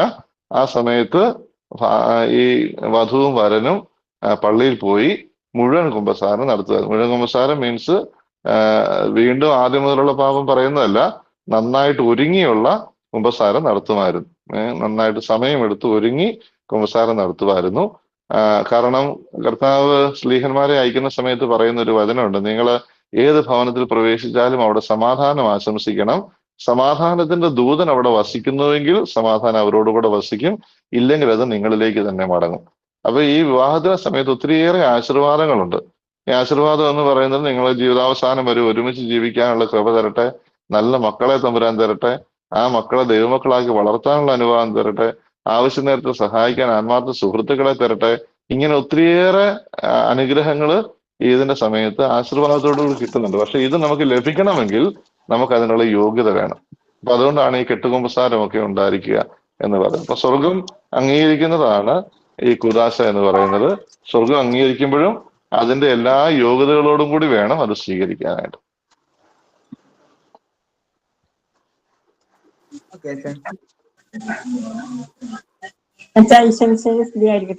ആയിരിക്കട്ടെ. അച്ഛാ, ഒരു കല്യാണം നമ്മുടെ താലി കെട്ടിയ താലി നഷ്ടപ്പെട്ടു പോയാല് വേറെ താലി വാങ്ങിച്ച് വെഞ്ചരിച്ചിടുന്നത്, അതിന്റെ ഒരു കാര്യം പറയാമോ അതിനെ കുറിച്ച്? നമ്മൾ താലി നഷ്ടപ്പെടുത്തരുത് എന്നുള്ളതാണ്. ഒരു കാരണവശാലും താലി, മോതിരം ഇതൊന്നും നഷ്ടപ്പെടുത്തരുത്. നമ്മൾ പലരുടെയും താലി പലരുടെയും കയ്യിലുണ്ട്, പക്ഷെ ആ മോതിരം പലരുടെയും വിറ്റുപോവുകയോ ഒക്കെ നഷ്ടപ്പെടുകയൊക്കെ ചെയ്തിട്ടുണ്ട്. ഈ ഞാന് സാധാരണ പറയാറുണ്ട്, ഈ കല്യാണത്തിന് സ്വർണ്ണമോതിരം വേണമെന്ന് യാതൊരു നിർബന്ധവും ഇല്ല. വല്ല വെള്ളിയോ അല്ലെങ്കിൽ സ്റ്റീലിന്റെ ആയാലും മതി. അത് കാരണം അത് പണയം വെക്കേണ്ട ഒരു സാധനമല്ല എന്ന് പറയുന്നത് തന്നെയാണ്. നമ്മൾ ഈ താലിക്ക് മാത്രമാണ് പലപ്പോഴും പ്രാധാന്യം കൊടുക്കുന്നത്. താലിയും മോതിരവും മന്ത്രകോടിയും ഇത് മൂന്നും വളരെ പ്രധാനപ്പെട്ടതാണ്. നമ്മൾ ഈ കല്യാണം കഴിച്ച സ്ത്രീകൾ മരിക്കുമ്പോൾ അവർ ഉടുക്കുന്നത് മന്ത്രകോടിയാണ്. കാരണം അത് വിവാഹ സമയത്ത് അവർ വിവാഹം ചെയ്യുന്നത് ക്രിസ്തുവുമായിട്ടാണ്. വിവാഹം എന്നുള്ളതാണ് വചനം പറയുക. ഭർത്താവ് ക്രിസ്തുവിന്റെ സ്ഥാനത്താണ്, ആ സ്ഥാനത്താണ്. അപ്പൊ ക്രിസ്തു തന്ന സമ്മാനമാണ്. ആ സമ്മാനം ഉടുത്തുകൊണ്ടാണ് സ്വർഗത്തിലേക്ക് പോവേണ്ടത് എന്നതുകൊണ്ടാണ് വിവാഹം ചെയ്ത സ്ത്രീകൾ മന്ത്രകോടി ഉടുത്തുകൊണ്ട് പോകണമെന്ന് പറയുന്നത്. അപ്പൊ ഈ താലി, മോതിരം, മന്ത്രകോടി ഇത് മൂന്നും നഷ്ടപ്പെടുത്തി കളയരുത്. ഇനി എങ്ങാനും എന്തെങ്കിലും സാഹചര്യത്തിൽ നഷ്ടപ്പെട്ടു പോയാൽ അത് പള്ളിയിൽ പോയി അച്ഛൻ്റെ കയ്യിൽ നിന്ന് ഇത് പറഞ്ഞ് വെഞ്ചരിച്ച് പ്രാർത്ഥന ചൊല്ലി വെഞ്ചരിച്ച് അത് തിരിച്ചു വാങ്ങി അണിയിക്കണം എന്നുള്ളതാണ് അതിന്റെ രീതി. ഓക്കെ, താങ്ക് യു അച്ഛാ. വിഷമിച്ചായിരിക്കട്ടെ അച്ഛാ. അച്ഛാ, ഒരു സംശയമുള്ളത്, 10-20 വർഷവും 25-30 വർഷമായിട്ട് ഭർത്താവിൽ നിന്ന് വിവാഹബന്ധം അതിനൊരു തീരുമാനമില്ലാതെ ജീവിക്കുന്ന അനേകം സ്ത്രീകളുണ്ട്. അവർക്ക് നേരത്തെ ഒത്തിരി വർഷങ്ങൾ എടുക്കുമായിരുന്നു തീരുമാനം എടുക്കാനെന്ന് പറയും. ഇപ്പം വേഗം തീരുമാനം എടുക്കുക. പക്ഷെ അവർ വിചാരിച്ചിട്ടും മക്കളുടെ കല്യാണം കഴിഞ്ഞാൽ പോലും ഭർത്താവ് പലയിടത്തും ജീവിക്കുന്നുണ്ടെന്ന് മനസ്സിലാക്കുന്നു, മറ്റു സ്ത്രീകളോട് ജീവിക്കുന്നുണ്ടെന്ന് അറിയുന്നു. എന്നിട്ട് പോലും ആ ജീവിതത്തിനൊരു അതിനെക്കുറിച്ച് ഒരു തീരുമാനം ഉണ്ടാകുന്നു. അങ്ങനെ എന്താ ചെയ്യാ? നമ്മൾ പറഞ്ഞില്ലേ, നമുക്ക് നമ്മുടെ ഒരു കഴിവിനപ്പുറത്ത് നിൽക്കുന്ന ഒന്നാണ്. അതായത് സ്വർഗം നടത്തിയ ഒരു വിവാഹ ബന്ധം വേർപെടുത്താൻ നമുക്കൊരിക്കലും അവകാശമില്ല. അപ്പൊ അതുകൊണ്ട് നമ്മൾ വളരെ സൂക്ഷ്മതയോടുകൂടി ഇത് പഠിച്ചതിന് ശേഷമാണ് ഈ വിവാഹബന്ധം അസാധുവായിരുന്നു എന്ന് പ്രഖ്യാപിക്കുന്നത്. അങ്ങനെ പ്രഖ്യാപിക്കാൻ മാത്രമേ നമുക്ക് പറ്റുള്ളൂ. വിവാഹബന്ധം അസാധുവായിരുന്നു അതിന് ചിലപ്പോൾ സമയമെടുക്കും. നമുക്ക് അങ്ങോട്ട് ചെന്നാൽ ഉടനെ എന്നാ ഇവരിങ്ങനെ കഷ്ടപ്പെടുന്നതല്ലേ, അപ്പൊ അതുകൊണ്ട് നമുക്കൊരു ഇത് കൊടുത്തേക്കാം എന്നും പറഞ്ഞുകൊണ്ട് നമുക്ക് ചെയ്യാൻ പറ്റില്ല. ഞാൻ പറഞ്ഞില്ലേ, ഇവര് ഡൈവേഴ്സ് ആയിരുന്നുവെങ്കിൽ, ഡൈവേഴ്സ് സാധിക്കുന്ന ഒരു കാര്യമായിരുന്നുവെങ്കിൽ നമുക്കത് പറ്റുമായിരുന്നു. കാരണം പോട്ടെ, സാരമില്ല, അവരെ വേർപെടുത്തിയേക്കാമെന്ന്. പക്ഷെ നമുക്കത് വേർപെടുത്താൻ അവകാശമില്ല എന്ന് വചനം കൃത്യമായിട്ട് പറയുന്ന സമയത്ത് നമ്മളത് വേർപെടുത്തിയാൽ അത് നമ്മുടെ മേലുള്ള കുറ്റമാണ്, അല്ലെ? അപ്പൊ അതുകൊണ്ടാണ് ഇത് അസാധുവായിരുന്നു എന്ന് തെളിയിക്കുന്നത് വരെ നമ്മൾ വെയിറ്റ് ചെയ്ത് അത് ചെയ്യുന്നത്. പലരുടെയും കാര്യങ്ങൾ കേട്ടതിന് ശേഷമൊക്കെ ചെയ്യും. പക്ഷെ മാർപ്പാപ്പമാര് കൃത്യമായിട്ടുള്ള നിർദ്ദേശങ്ങൾ തന്നിട്ടുണ്ട്. വളരെ കരുണയോടുകൂടെ ഇങ്ങനത്തെ കാര്യത്തിൽ വർത്തിക്കണം. അപ്പൊ അതുകൊണ്ട് അങ്ങനെ അസാധുവായിരുന്നുവെന്ന് തെളിയിക്കാൻ പറ്റുന്ന കാര്യങ്ങൾക്ക് വേഗത്തിൽ അതിനുള്ള തീരുമാനങ്ങൾ എടുത്തു കൊടുക്കണമെന്ന് പറഞ്ഞിരിക്കുന്നതുകൊണ്ട് ഇപ്പോ കുറച്ചുകൂടെ വേഗത്തിലാണ് ഇങ്ങനത്തെ കേസുകളൊക്കെ എടുക്കുന്നത്. പക്ഷെ നമുക്കറിയാം, നമുക്ക് ഒരിക്കലും ഡൈവേഴ്സ് കൊടുക്കാൻ പറ്റില്ല. സാധുവായ ഒരു വിവാഹം നടന്നതാണെങ്കിൽ അതിന് ശേഷമുള്ള കാര്യങ്ങൾ, വിവാഹത്തിന് ശേഷം മാനസിക രോഗം വന്നു, അങ്ങനത്തെ കാര്യങ്ങളൊക്കെ വെച്ചുകൊണ്ട് നമുക്കൊരിക്കലും ഇതിനെ വേർപെടുത്താനായിട്ട് പറ്റില്ല. ഇതിന് മുമ്പുള്ള പ്രശ്നങ്ങൾ വെച്ചിട്ട് മാത്രമേ അസാധുവായിരുന്നെന്ന് പ്രഖ്യാപിക്കാൻ പറ്റുള്ളൂ. അപ്പൊ അതുകൊണ്ട് നമുക്ക് ഈ കരുണ കാണിക്കണമെന്ന് പറയുമ്പോഴും ഇപ്പൊ ഇതിന് ശേഷം, കല്യാണത്തിന് ശേഷം ആൾക്ക് മാനസിക രോഗമായി പോയി, അതല്ലെങ്കിൽ വേറൊരു ബന്ധം ആള് വന്നു, ആള് തെറ്റ് ചെയ്തു, പക്ഷെ എന്നും പറഞ്ഞ് ഇപ്പഴത്തെ ആൾക്ക് നമുക്ക് ഒഴിവ് കൊടുക്കാനായിട്ടുള്ള നിവൃത്തിയില്ല. അതാണ് അതിൻ്റെ പ്രശ്നങ്ങൾ. ഓക്കെ അച്ഛാ, വിവാഹ ജീവിതത്തെ കുറിച്ച് പറയുമ്പം ലിവിങ് ടുഗദറിനെ കുറിച്ചുകൂടെ ഒന്ന് പറയാമോ? ലിവിങ് ടുഗദർ എന്ന് പറയുന്നത് സഭയുമായിട്ട് ബന്ധപ്പെട്ടിട്ട് യാതൊരു തരത്തിലും അംഗീകരിക്കാൻ പറ്റാത്തൊരു കാര്യമാണ്. ഞാൻ നിങ്ങളോട് നേരത്തെ പറഞ്ഞല്ലോ, ഒരു സ്ത്രീയും പുരുഷനും വിവാഹം എന്ന ബന്ധത്തിലല്ലാതെ ലൈംഗിക ബന്ധത്തിൽ ഏർപ്പെട്ട് ജീവിക്കുക എന്ന് പറയുന്നത് വ്യഭിചാരം എന്ന് പറയുന്ന പാപമാണ്. അതിങ്ങനെ തുടർന്നുകൊണ്ടിരിക്കെ, ആ സാഹചര്യം തുടർന്നുകൊണ്ടിരിക്കെ നമ്മൾ കുമ്പസാരിച്ചാൽ പോലും ആ കുമ്പസാരം വാലിടല്ല. അതാണ് അതിനകത്ത് പ്രശ്നം. സ്ഥിരമായിട്ട് അവർ ഒരുമിച്ച് ജീവിക്കുകയാണ്. അവരൊരുമിച്ച് ജീവിക്കുമ്പോൾ ആ സാഹചര്യത്തിൽ തന്നെയാണ് അവർ ജീവിക്കുന്നത്. അപ്പൊ ആ സാഹചര്യത്തിൽ ജീവിച്ചുകൊണ്ടിരിക്കെ അവർ കുമ്പസാരിച്ചാൽ ആ കുമ്പസാരം വാലിടൽ എന്ന് പറഞ്ഞാൽ ക്ഷമിക്കുമെന്നോർത്ത് വീണ്ടും വീണ്ടും പാപം ചെയ്യരുതെന്ന് കർത്താവ് പറയും. അപ്പൊ ഇതിപ്പോ ഞാൻ അങ്ങ് കുമ്പസാരിച്ചാൽ മതിയല്ലോ എന്ന് വിചാരിച്ച് ജീവിച്ചാൽ ആ കുമ്പസാരം കൊണ്ട് പ്രയോജനമില്ല. ആരുടെ ഒരാളുടെ ഫോൺ ഓൺ ആണല്ലോ, ബെർണി, അതൊന്ന് ഓഫാക്കാവോ? ഓക്കെ. അപ്പോ ഇത് വിവാഹം, അത് രണ്ടുപേരും ഒരുമിച്ച് ജീവിക്കുന്നു, അതിൽ തന്നെ തുടർന്നുകൊണ്ടിരിക്കെ കുമ്പസാരിച്ചാൽ പോലും ആ കുമ്പസാരത്തിലൂടെ വീണ്ടും അതായത് പാപങ്ങൾ ആവർത്തിക്കുന്നത് കൊണ്ട് അതുകൊണ്ട് പ്രയോജനമില്ല. അപ്പൊ അതുകൊണ്ട് അവർക്ക് ഒരിക്കലും മറ്റു കൂദാശകൾ സ്വീകരിക്കാനായിട്ട് പറ്റില്ല.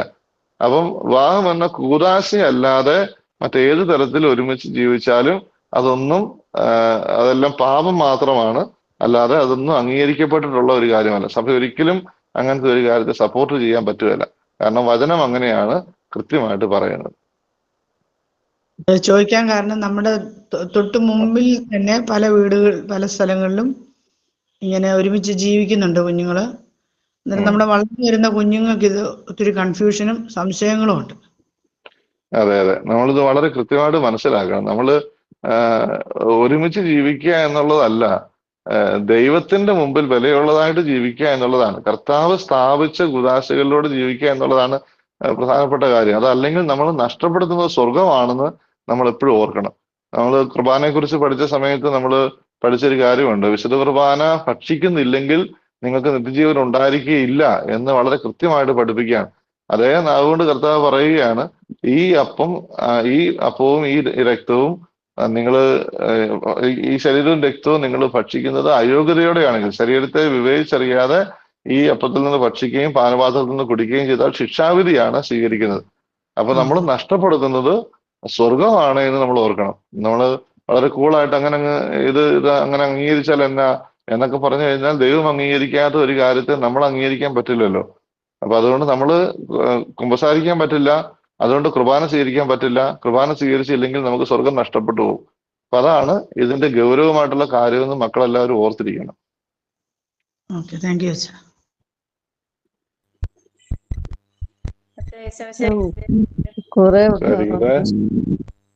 ആദ്യത്തെ വിവാഹമോചനം നേടി രണ്ടാമത് രജിസ്റ്റർ മാരേജ് ചെയ്തു, അവർക്ക് കുമ്പസാരിക്കാനായിട്ട് അനുവാദം സഭ കൊടുക്കാത്ത എന്തുകൊണ്ട്? ഞാനിപ്പോ അത് പറഞ്ഞല്ലോ, അതായത് രജിസ്റ്റർ മാരേജ് ചെയ്ത് ഒരുമിച്ച് ജീവിക്കുന്ന സമയത്ത് അത് പാപത്തിലാണ് അവർ തുടർന്നുകൊണ്ടിരിക്കുന്നത്. എന്ന് പറഞ്ഞാൽ കുമ്പസാരിച്ച് കഴിഞ്ഞാലും വീണ്ടും അതേ പാപം തന്നെയാണ് അവർ ചെയ്തുകൊണ്ടിരിക്കുന്നത്. അത് ആ സാഹചര്യത്തിൽ നിന്ന് മാറുന്നില്ല. അപ്പൊ ആ സാഹചര്യത്തിൽ നിന്ന് മാറാതെ അവർ കുമ്പസാരിച്ചാൽ കുമ്പസാരം കൊണ്ട് പ്രയോജനമില്ല. ആ കുമ്പസാര വാലിടാട് സ്വീകരിക്കാൻ പറ്റാത്തത് കൊണ്ട് അവർ കുർബാന സ്വീകരിച്ചാൽ അവരുടെ ശിക്ഷാവിധിയാണ് അവർ ഭക്ഷിക്കുകയും പാനം ചെയ്യുകയും ചെയ്യുന്നത്. അപ്പൊ അതുകൊണ്ടാണ് കുമ്പസാരം വാലിടായിട്ട് സ്വീകരിക്കാൻ പറ്റാത്തത് കൊണ്ടാണ്, ഒരുമിച്ച് ഇങ്ങനെ ജീവിക്കുമ്പോൾ അവർ ആ പാപ സാഹചര്യത്തിൽ തന്നെ തുടരുന്നത് കൊണ്ടാണ് അവർക്ക് മറ്റു കുദാശകളിൽ നിന്നും മുടക്കമുള്ളത്.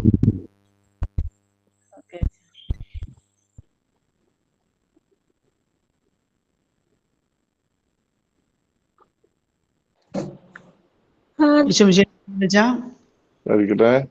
മറ്റു സഭകളിൽ നിന്നുള്ള വിവാഹം കഴിച്ചു വരുന്നു, അതിനെക്കുറിച്ച് അതായത് മറ്റ് സഭകൾ എന്ന് പറയുന്നത് ഇപ്പം കത്തോലിക്ക സഭയിൽ തന്നെയുള്ള ഇപ്പൊ മലങ്കരയിൽ നിന്ന് അല്ലെങ്കിൽ ലാറ്റിൻ സഭയിൽ നിന്ന് സീറോ മലബാർ, ഇത് മൂന്നും തമ്മിൽ ഒരു പ്രശ്നവുമില്ല. നമ്മൾ സാധാരണ വിവാഹം നടത്തുന്നത് പോലെ തന്നെ വിവാഹക്കുറികൾ കൊടുത്ത് നമുക്ക് വിവാഹം നടത്താനായിട്ട് പറ്റും.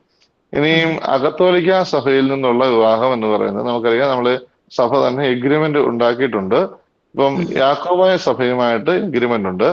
അപ്പൊ യാക്കോബ സഭയിലുള്ള ഒരാളെ വിവാഹം ചെയ്യണമെങ്കിൽ അപ്പൊ അവിടുന്ന് ഇവര് രണ്ടുപേരും തമ്മിലുള്ള ഇത് സമ്മതപത്രം എഴുതും. അതായത് ഇതുപോലെ കത്തോലിക്ക സഭയിൽ പോകുന്നതിൻ്റെ അകത്ത് മറ്റേ പാർട്ണറെ തടസ്സപ്പെടുത്തില്ല, മക്കളെ കത്തോലിക്ക വിശ്വാസത്തിൽ വളർത്തിക്കൊള്ളാം എന്നൊക്കെ പറഞ്ഞ് രണ്ടുപേരും എഗ്രിമെന്റ് എഴുതും. അത് രൂപതയിൽ നിന്ന് അനുവാദം മേടിക്കും. അങ്ങനെ നടത്താനായിട്ടുള്ള അനുവാദം കിട്ടും. മറ്റ് കത്തോലിക്ക സഭയിൽ നിന്നൊക്കെ ആണെങ്കിൽ അത് കത്തോലിക്ക സഭയിലേക്ക് മറ്റേ കക്ഷി ചേർന്നിട്ടാണ് വിവാഹം നടത്തേണ്ടത്. ഇപ്പൊ ഉദാഹരണം പറഞ്ഞാല് ഇപ്പൊ നമുക്ക് CSI അങ്ങനത്തെ സഭകളിൽ നിന്നൊക്കെ ആണെങ്കിൽ അവർ ചേരേണ്ടത് ലാറ്റിൻ സഭയിലേക്കാണ് ചേരേണ്ടത്. ലാറ്റിൻ റൈറ്റിലേക്ക് ചേർന്നിട്ട് അവിടുന്നാണ് നമുക്ക് ബാക്കി കുറികളും കാര്യങ്ങളും എല്ലാം തരുന്നത്. ഇനി ഓർത്തഡോക്സിൽ നിന്നോ അല്ലെങ്കിൽ യാക്കോബായിൽ നിന്നോ ഒക്കെയാണ് കത്തോലിക്ക സഭയിലേക്ക് ഒരാൾ ചേരുന്നതെങ്കിൽ അവർ ചേരേണ്ടത് മലങ്കര സഭയിലേക്കാണ്. അതേ കർമ്മക്രമമുള്ള സഭയിലേക്കാണ് അവർ ചേരേണ്ടത്. മലങ്കര പള്ളി അടുത്തുണ്ടെങ്കിൽ ആ മലങ്കര പള്ളിയിൽ ചേർന്നിട്ട് അവിടുന്നാണ് ബാക്കി കുറികളും കാര്യങ്ങളും എല്ലാം തീർന്ന് വിവാഹം നടത്തുന്നത്. നേരിട്ട് സീറോ മലബാറിൽ പറ്റത്തില്ല. നേരിട്ട് സീറോ മലബാറിലേക്ക് പാടില്ലെന്നാണ്. അത് അതിന്റെ നിയമം അനുസരിച്ച് അത് അവരുടെ തന്നെ ഇതുള്ള നമ്മുടെ ആരാധനാക്രമ ചൈതന്യമുള്ള കത്തോലിക്ക സഭയിലേക്ക് ചേരണം എന്നുള്ളതാണ് നിർദ്ദേശം. ഓർത്തഡോക്സിന് വ്യത്യാസം ഉണ്ടോ വെച്ചാ? ഓർത്തഡോക്സിൽ നിന്ന് ചേരുമ്പോൾ ഇതുപോലെയാണ്, ഇതിലേക്ക് ചേരണം. അതായത് നമ്മുടെ മലങ്കര സഭയിലേക്ക് ചേർന്നിട്ടാണ് നമ്മൾ ഇങ്ങോട്ട് വിവാഹം നടത്തേണ്ടത്.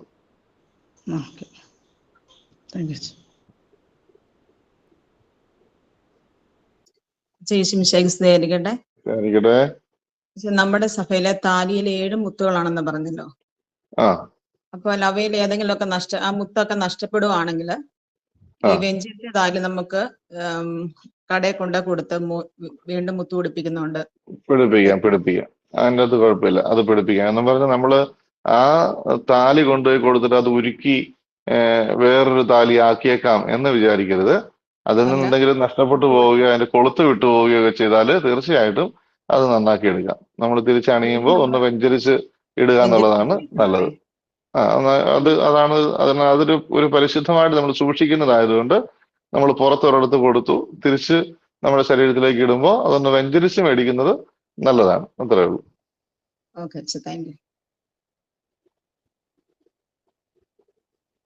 ഹലോ അച്ഛാ. ഇപ്പൊ രജിസ്റ്റർ വിവാഹം നടത്തി അടുത്ത വർഷം നാട്ടിൽ വന്നു കഴിയുമ്പോൾ പള്ളിയിൽ വെച്ച് കല്യാണം നടത്തിയ പ്രശ്നമുണ്ടോ? രജിസ്റ്റർ വിവാഹം എന്ന് പറയുന്നത് രജിസ്റ്റർ വിവാഹം നടത്തി എന്നതുകൊണ്ട് വിവാഹം എന്ന് പറയുന്ന കൂദാശയായിട്ടില്ല. അപ്പം എപ്പോ പള്ളിയിൽ വെച്ച് വിവാഹം നടത്തുന്നു അപ്പോഴാണ് അത് കൂദാശയാകുന്നത്. രജിസ്റ്റർ വിവാഹം നടത്തി അവർ ഒരുമിച്ച് ജീവിക്കും. ഇപ്പം ചിലരൊക്കെ ഇപ്പോ അങ്ങനെ രജിസ്റ്റർ വിവാഹം നടത്തിയിട്ട് വിദേശത്ത് പോകുന്നവരുണ്ട്. അതായത് വിദേശത്ത് പോകാനുള്ള പേപ്പർ വർക്കിന് വേണ്ടിയിട്ട് പെട്ടെന്ന് രജിസ്റ്റർ വിവാഹം നടത്തിയിട്ട് അവരങ്ങ് പോവും. അതിനുവേണ്ടിയുള്ള കാര്യങ്ങൾ ചെയ്തിട്ട് പോവും. പിറ്റേ അവധിക്ക് വരുമ്പോഴായിരിക്കും ചിലപ്പോൾ അവർ പള്ളി വെച്ച് കല്യാണം നടത്തുന്നത്. അപ്പൊ അത് ചിലപ്പോൾ അങ്ങനത്തെ കാരണം പറഞ്ഞ് രൂപതയുടെ സമ്മതത്തോടു കൂടി ചെയ്യുന്നവരുണ്ട്. അപ്പം കൃത്യമായിട്ടുള്ള നിർദ്ദേശം ഇതാണ്, ഇതൊരു വിവാഹമല്ല, ഈ നടത്തിയിരിക്കുന്നത് ഒരു വിവാഹമല്ല. അതുകൊണ്ട് നിങ്ങൾ ഒരുമിച്ച് ജീവിക്കുന്ന ഒരു രീതിയിലേക്ക് വരരുത്. വിവാഹം എന്ന് പറയുന്ന കുദാശ സ്വീകരിക്കുന്നത് വരെ നിങ്ങൾ രണ്ടും രണ്ടായിട്ട് തന്നെ ആയിരിക്കണം എന്നൊക്കെ കൃത്യമായിട്ട് നിർദ്ദേശങ്ങൾ കൊടുക്കും. അപ്പോൾ രജിസ്റ്റർ മാരേജ് ചെയ്തു എന്നും പറഞ്ഞ് വിവാഹം ചെയ്തു എന്ന് വിചാരിക്കരുത്. അപ്പൊ അങ്ങനത്തെ ചില സാഹചര്യങ്ങളിൽ അങ്ങനെ രജിസ്റ്റർ മാരേജ് ചെയ്താൽ പോലും അത് പള്ളിയിൽ വെച്ച് കൗദാശികമായിട്ട് സ്വീകരിച്ചതിന് ശേഷം മാത്രമേ വിവാഹം എന്ന കുദാശയായുള്ളൂ. അതിനുശേഷമേ ഒരുമിച്ച് ജീവിക്കാനുള്ള അനുവാദം നമുക്കുള്ളൂ എന്ന് നമ്മൾ ഓർക്കണം. അപ്പൊ അച്ഛാ, ഈ രജിസ്റ്റർ വിവാഹം നടത്തുമ്പോൾ നമ്മൾ പള്ളിയിൽ അറിയിക്കണമെന്നുണ്ടോ? അറിയിക്കണം. അങ്ങനത്തെ കാര്യത്തിൽ എന്തെങ്കിലും ആണെങ്കിൽ അത് രൂപതയിൽ അറിയിക്കണം. അപ്പൊ രൂപതയിൽ ഇങ്ങനത്തെ നിർദ്ദേശങ്ങൾ പറയും.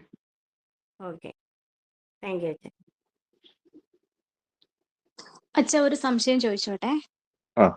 ഓർത്തഡോക്സ് സഭയിൽ നിന്നും നമ്മുടെ കത്തോലിക്ക സഭയിലേക്ക് കല്യാണം കഴിച്ചു വന്നതിന് ശേഷം വീണ്ടും ഓർത്തഡോക്സ് സഭയിലെ കുർബാനയിൽ പങ്കെടുക്കുകയും കുർബാന സ്വീകരിക്കുകയും ഒക്കെ ചെയ്യുന്നത് തെറ്റാണോ ശരിയാണോ? അതായത് നമ്മൾ കുർബാന ക്രമത്തിൽ എന്ന് പറയുന്നത് നമ്മൾ ഏത് റീത്തിൽ പെടുന്നവരാണോ ആ റീത്തിലെ കുർബാനയിലാണ് നമ്മൾ പങ്കെടുക്കേണ്ടത്. അതിനാണ് നമുക്ക് അനുവാദമുള്ളത്. ഇനി അങ്ങനെ അല്ലാത്ത സാഹചര്യത്തിൽ എക്സ്ട്രീം കേസുകളിൽ ഇപ്പോ സീറോ മലബാർ സഭയിലേക്ക് വന്നു, സീറോ മലബാർ സഭയുടെ കുർബാനക്രമങ്ങളൊന്നും ഇല്ലാത്ത ഒരു സ്ഥലത്താണ് എത്തിയിരിക്കുന്നതെന്ന് വിചാരിക്കുക. അങ്ങനെ ഇല്ലാത്തൊരു സ്ഥലത്താണ് എത്തിയിരിക്കുന്നതെങ്കിൽ ആ സമയത്ത് നമുക്ക് അനുവാദത്തോടുകൂടി അവിടുത്തെ കുർബാന സ്വീകരിക്കാം എന്നുള്ളതാണ് രീതി. അപ്പൊ അതാണ് അതിന്റെ പ്രശ്നം. പക്ഷെ നമുക്ക് സീറോ മലബാർ കർമ്മക്രമത്തിൽ കുർബാന അർപ്പിക്കുന്ന സ്ഥലം ഉണ്ടെങ്കിൽ അവിടെ തന്നെയാണ് നമ്മൾ കുർബാനയ്ക്ക് പോകേണ്ടത്. നമ്മള് ഒരു അനുവാദത്തിന് വേണ്ടിയിട്ട് നമ്മൾ ഓർത്തഡോക്സിൽ നിന്ന് കത്തോലിക്ക സഭയിലേക്ക് വന്നു, എന്നിട്ട് ആ അനുവാദം കിട്ടി കല്യാണം കഴിച്ചു കഴിഞ്ഞപ്പോൾ ഞാൻ വീണ്ടും പഴയതിലേക്ക് തന്നെ പോകുന്നു, അങ്ങനെ ഒരിക്കലും ചെയ്യരുത്. അത് തമ്പുരാനെ ചതിക്കുന്നത് പോലെയാണല്ലോ സഭയെ ചതിക്കുന്നത്. അപ്പൊ അങ്ങനെ ഒരു അനുവാദത്തിന് വേണ്ടിയിട്ട് മാത്രം ഒരു സമ്മതം കൊടുക്കുന്നതല്ല, നമ്മൾ സഭയുടെ മുമ്പിൽ ദൈവത്തിന്റെ മുമ്പിൽ കൊടുക്കുന്ന ഒരു വാഗ്ദാനമാണ്. അതിനനുസരിച്ച് ജീവിക്കുക എന്നുള്ളതാണ്. ഓക്കെ, ശരി. നമ്മുടെ ഒരു കുട്ടിയെ ഓർത്തഡോക്സ് സഭയിലേക്ക് പേരൻസ് കല്യാണം കഴിച്ചു കൊടുത്തു. അപ്പം ഈ പേരൻസിന് 6 മാസത്തേക്ക് പള്ളിയിൽ നിന്ന് പരസ്യമായിട്ട് വിലക്കിയെന്ന് പറയുന്നു. അവര് അടുത്തുള്ള പള്ളിയിൽ പോയി കുർബാന കണ്ടി 6 മാസവും, നമ്മുടെ പള്ളി വന്നില്ല.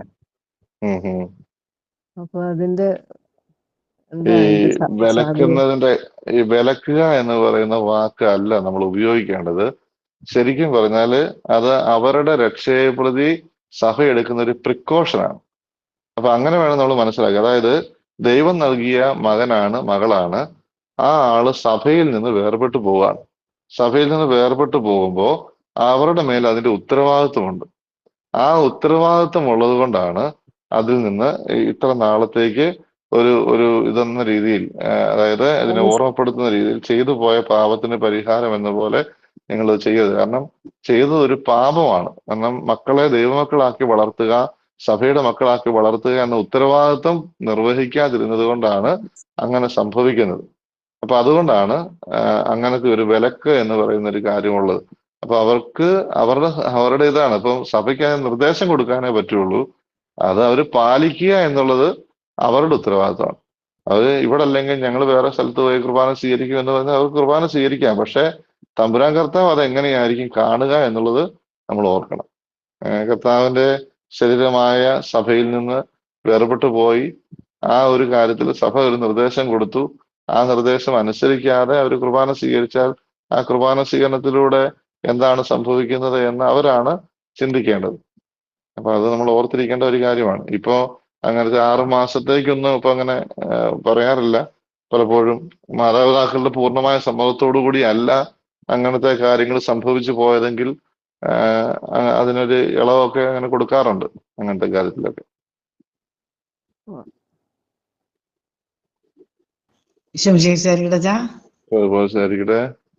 ഒരു സംശയമുള്ളത്, സന്യസ്തർക്കും ബഹുമാനപ്പെട്ട വൈദികർക്കും സന്യാസിനികൾക്കും ഒക്കെ അവര് അവരുടെ കോൺഗ്രിഗേഷനിലോടും അവരുടെ നിയമത്തോടും വിശ്വസ്തത പുലർത്താൻ അവർക്ക് ചില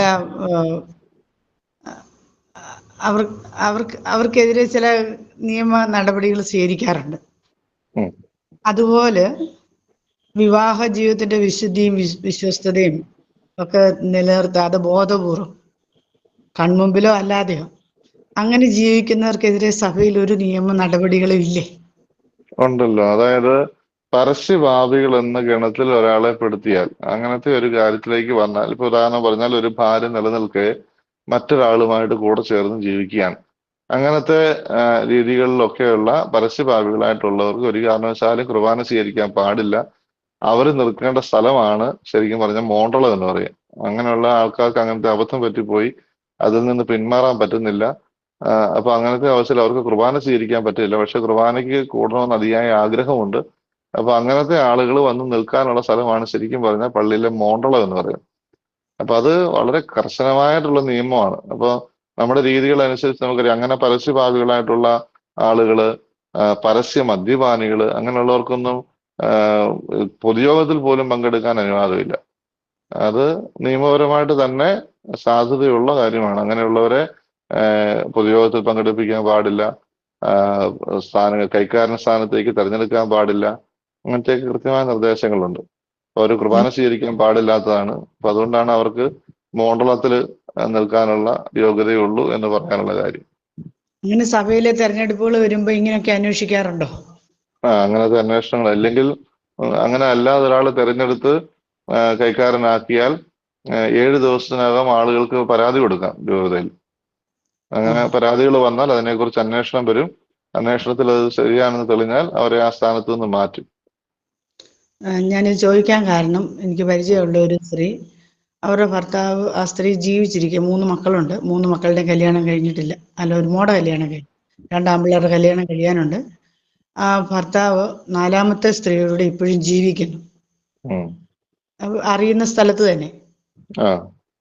അന്നേരം അങ്ങനെ കുറച്ച് നിസ്സഹായ ഉള്ളവരുണ്ട്. എല്ലാവർക്കും അറിയാം, പക്ഷെ ആരും ഒന്നും ചെയ്യാൻ പറ്റില്ല. അങ്ങനെയുള്ളവർക്ക് എന്താണ് സഭയ്ക്ക് ചെയ്യാൻ പറ്റുന്ന അങ്ങനെയുള്ള ബന്ധത്തില്?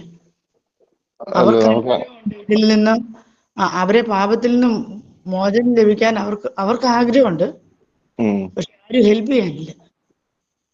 ആർക്ക് ആഗ്രഹമുണ്ടെന്ന്? സ്ത്രീകൾക്ക് ആഗ്രഹമുണ്ട്.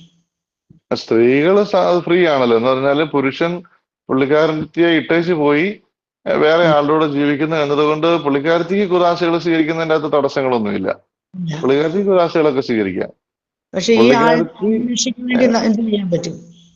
എന്തോ ഈ ഭർത്താവിന്റെ ആത്മരക്ഷയ്ക്ക് വേണ്ടി ഈ സ്ത്രീക്ക് എന്ത് ചെയ്യാൻ പറ്റും? നമുക്ക് പ്രാർത്ഥിക്കാൻ മാത്രമേ ചെയ്യാൻ പറ്റുള്ളൂ. ആൾ ആ ബന്ധത്തിൽ നിന്ന് വേർപെട്ട് വരണം എന്നുള്ളതാണ് പ്രധാനപ്പെട്ട കാര്യം.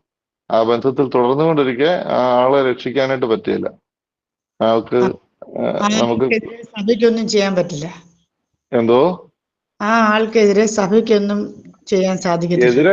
എതിരെ എന്ന് പറഞ്ഞാല് അങ്ങനെ ജീവിക്കുന്ന ഒരാളെ ഞാൻ പറഞ്ഞില്ലേ, നമുക്ക് കുർബാന സ്വീകരിക്കുന്നതിൽ നിന്ന് മുടക്കം വരുത്താൻ പറ്റും. കുർബാന സ്വീകരിക്കാൻ പറ്റുമല്ല.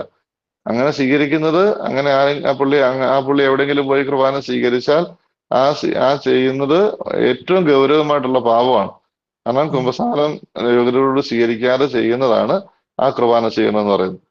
രണ്ടാമത്തെ ഒരു കാര്യം, ഇങ്ങനത്തെ ഒരു ബോഡിയിലും ആളെ പ്രവേശിപ്പിക്കാതിരിക്കാനായിട്ട് പറ്റും. അങ്ങനത്തെ ഒരു സഭയുടെ ഒരു ഔദ്യോഗിക സ്ഥാനങ്ങളിലേക്കും ആളെ തിരഞ്ഞെടുക്കാൻ പറ്റുകയില്ല. അപ്പൊ അങ്ങനത്തെ കാര്യങ്ങളൊക്കെയാണ് നമ്മൾ ചെയ്യാനായിട്ട് പറ്റുന്നത്.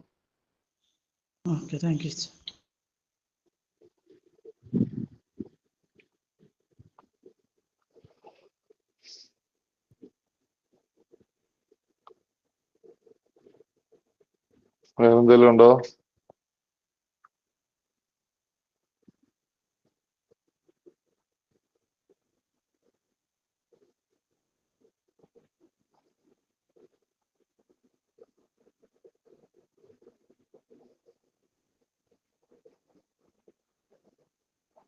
ഹോമോസെക്ഷലിനെ കുറിച്ച് അച്ഛനൊന്നും പറഞ്ഞില്ല. ഹോമോസെക്ഷൽ എന്ന് പറയുന്നത് ഒരിക്കലും ദൈവത്തിന്റെ പ്ലാനിലും പദ്ധതിയിലും പെടുന്ന കാര്യങ്ങളല്ല. അത് നമുക്ക് പറ്റുവാണെങ്കിൽ വേറൊരു സെഷൻ തന്നെ അതിനുവേണ്ടി വേണ്ട ഒരു കാര്യമാണ്. ട്രാൻസ്ജെൻഡർ, ട്രാൻസ്സെക്ഷല് എന്നൊക്കെ പറയുന്ന വിഭാഗങ്ങൾ പോലും ഉണ്ട്. അതൊന്നും സഭയ്ക്ക് അംഗീകരിക്കാൻ പറ്റുന്നതല്ല. സഭ ഇപ്പൊ പറഞ്ഞിരിക്കുന്ന ഒരു കാര്യം, അവരോടൊക്കെ കരുണയോടുകൂടെ വർത്തിക്കണമെന്ന് മാത്രമേ ഉള്ളൂ. എന്ന് പറഞ്ഞാല് അതൊരു രോഗമായിട്ട്, ചില കാര്യങ്ങൾ ഒരു രോഗമായിട്ട് കണ്ട് അവരെ അതിൽ നിന്ന് മാറ്റാനുള്ള പരിശ്രമം നടത്തണം എന്നുള്ളതാണ് പറയുക. ഹോമോസെക്ഷൽ എന്ന് പറയുന്നത് നമുക്കറിയാം, സെക്സ് എന്ന് പറയുന്ന കാര്യം തന്നെ വിവാഹ ബന്ധത്തിന് വേണ്ടിയിട്ട് കർത്താവ് തന്നിരിക്കുന്ന ഒരു കാര്യമാണ്. വീണ്ടും ഏതൊരു ഡോണായിട്ടുണ്ടല്ലോ, ബെർണി. ഓക്കെ. അപ്പൊ അത് എന്ന് പറയുന്നത് വിവാഹബന്ധത്തില് ഉള്ള പ്രത്യേകത നമുക്കറിയാം. വിവാഹബന്ധത്തിന്റെ ലക്ഷ്യമായിട്ട് കർത്താവ് പറയുന്നത്, അതിലൊരു കാര്യം എന്ന് പറയുന്നത് മക്കളെ ജനിപ്പിക്കുക എന്നുള്ളതാണ്, അല്ലെ? അപ്പോ പിന്നീടുള്ള വിവാഹബന്ധത്തിൽ ഏർപ്പെട്ട് കഴിഞ്ഞാൽ പിന്നീടുള്ള നമ്മുടെ ജീവിതം മുഴുവൻ മറ്റാളുകൾക്ക് വേണ്ടിയുള്ള, മക്കൾക്ക് വേണ്ടി, ഭാര്യയ്ക്ക് വേണ്ടി, ഭർത്താവിന് വേണ്ടി ഒക്കെയുള്ള ജീവിതമാണ്. അപ്പൊ അതിന്റെ ഒരു സമ്മാനം എന്ന നിലയിലാണ് ഈ സെക്സിന്റെ സന്തോഷം നമ്മൾ ആസ്വദിക്കേണ്ടത്. അപ്പൊ അതല്ലാതെ സെക്സിന് വേണ്ടി സെക്സ് ചെയ്യുക എന്ന് പറയുന്നത് അതൊരു ഗൗരവമായിട്ടുള്ള പാവം തന്നെയാണ്. അപ്പൊ അതുകൊണ്ടാണ് ഈ ഹോമോസെക്ഷൽ എന്ന് പറയുന്ന കാര്യങ്ങളൊന്നും സഭ ഒരിക്കലും അംഗീകരിക്കാത്തത്. അത് വിവാഹബന്ധത്തിനുള്ളിൽ നടക്കേണ്ട കാര്യങ്ങളാണ്. ആ വിവാഹബന്ധത്തിനുള്ളിൽ മാത്രമേ അത് നടക്കാൻ, അതിന്റെ ഒരു സുഖത്തിന് വേണ്ടിയിട്ട് അതിനെ ആസ്വദിക്കാൻ പാടില്ല. കാരണം സമ്മാനം മേടിച്ചെടുക്കുന്നു, അതിന്റെ കടമകൾ നിറവേറ്റുന്നില്ല എന്നുള്ളത് തെറ്റായിട്ടുള്ള കാര്യമാണ്. അപ്പൊ അത് എന്തിനു വേണ്ടിയിട്ടുള്ള സമ്മാനമാണോ അതിന് വേണ്ടിയിട്ടാണ് സമ്മാനം നമ്മൾ വാങ്ങിക്കേണ്ടത് എന്നുള്ള ഒരു കൺസെപ്റ്റ് നമ്മുടെ മനസ്സിലുണ്ടാകണം. ഓക്കെ, താങ്ക് യു അച്ഛാ.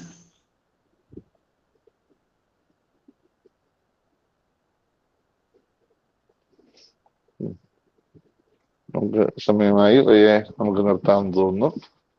നമുക്ക് പ്രാർത്ഥിക്കാം. നമ്മൾ പറയുമേ സൃഷ്ടി കർത്താവ് അങ്ങയുടെ കൂടെ സ്ത്രീകളും അനുഗ്രഹിക്കപ്പെട്ടവളാകുന്നു, അങ്ങയുടെ ദുരിതം ഫലമായി ഈശോ അനുഗ്രഹിക്കപ്പെട്ടവനാകുന്നു. പരിശുദ്ധ മറിയമേ തമ്പുരാന്റെയമേ, പാപികളായ നിങ്ങൾക്ക് വേണ്ടി ഇപ്പോൾ ഞങ്ങളുടെ മരണസമയത്തും തമ്പുരാൻ രക്ഷിച്ചുകൊള്ളണമേ. ആമേൻ. പിതാവിനും പരിശുദ്ധാത്മാവിനും സ്തുതി. അതിന്റെ ആയിരിക്കട്ടെ.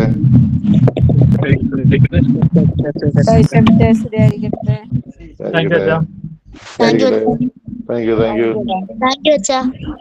Thank you. Thank you, Acha. Thank you, Acha. Thank you, Acha. Thank you.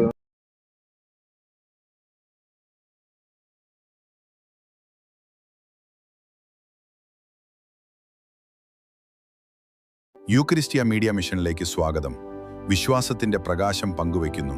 ഞങ്ങളുടെ എതറിയൽ ഫിദസ് പരമ്പര പരിശോധിക്കുക. ഇന്ന് തന്നെ സബ്സ്ക്രൈബ് ചെയ്ത് ഞങ്ങളുടെ മിഷനിൽ പങ്കാളികളാകൂ.